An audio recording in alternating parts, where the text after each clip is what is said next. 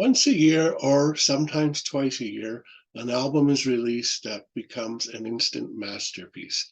Well, we have our first of 2023, and that, of course, is All Crust's The Approbation.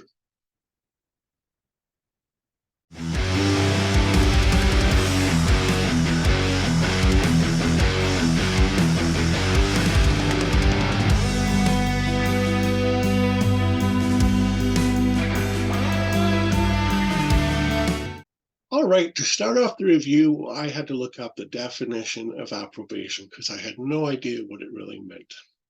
It means condemnation, praise, and an act of approving formally or official. How do you pronounce the name? Well, you read the V for a U and you get Alcrust. This is a center in a Norwegian town, Alvdal, where the album was composed and recorded over a period of 2 years. All Crust was formed in 2020 by Martin Utby and Simon Bergseth.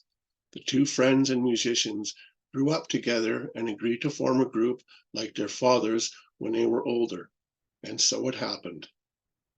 The young men had no idea or plan beforehand when making or writing their music. In the end, the result was a bunch of songs based on everything they've listened to.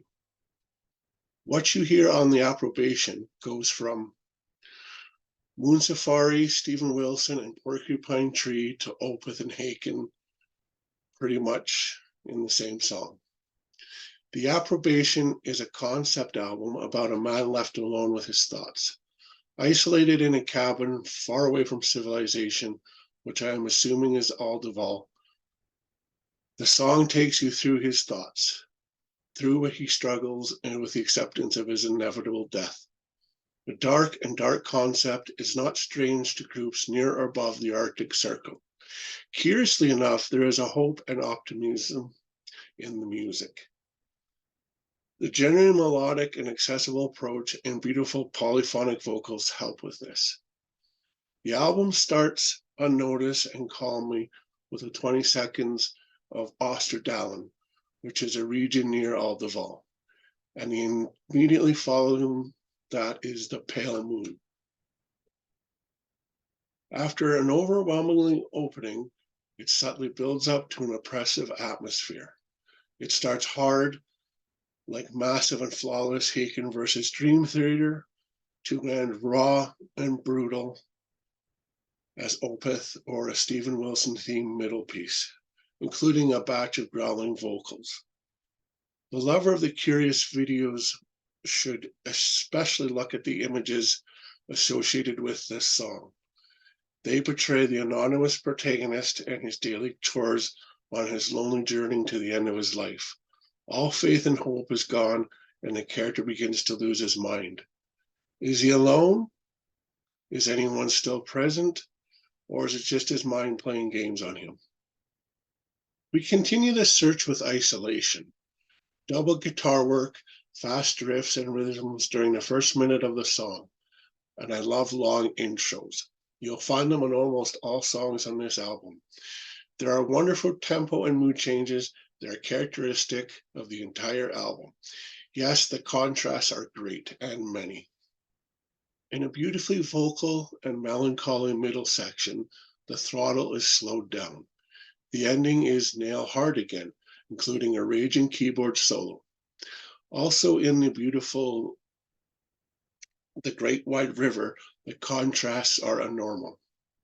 It goes from dark and menacing to optimistic and melodic, and always remains accessible. Not least due to the present influences of Blackfield and Moon Safari. That it is vocally and well put together in a Blackfield-like way is confirmed by Arcane Clouds with high and at times rarefied vocals, which is also flawless. Let the heavenly chorus sink in, and don't forget to watch the video for this too. And now we have the last 25 minutes of the album. These minutes are divided into 2 songs. In it, melancholy moods alternate with dark, aggressive, and ghostly ones, as if trying to capture the feeling of cold, gloomy autumn, dark skies, and rainy nights. Take the intro to Anodyne, which is chilly and it provides a chilling atmosphere that transitions into an aggressive one with hard but polished guitar riffs. It is music that you have to experience. After about 5 minutes, everything comes to a standstill. A desolate feeling takes hold of you through a deafening silence and the ghostly sounds of a foghorn from a train passing in the distance. Acoustic guitars playing again the polyphonic vocals give a sense of calm. I try in vain to understand what I'm listening to, and the goosebumps on my arms give me the answer. Silently, you end up in the 13-minute title track, the Approbation, which is almost entirely instrumental. The beginning is startling to say the least. It has distorted vocals, aggressive and complex guitar works, inventive rhythms, and some electronic effects thrown in for good measure. Quiet passages and sinister pieces pull you back into the dark nothingness. There's no escaping it. You are seized by the organized chaos anyway. In wonder, as the music slowly dies away, I wonder if I've heard anything like it. Like I said in the intro to the review, once in a while an album touches me tremendously. The Approbation is one such album. Music that forces you to think, settles in your soul, and stays connected to you like a tattoo. The influences are normal and recognizable, yes. Do they really do anything new? Well, I see it this way. The fact that a completely unknown group gets a contract with a major prog label says a lot. Apart from that, I predict AVKRVST a good, great future. And this album gets the rating of masterpiece. And you should go out and definitely buy the physical form and support these guys. All right, let's have a look at the album artwork. Get rid of that glare. There's the front. There's the back. There's a gatefold. Your lyrics, your credits.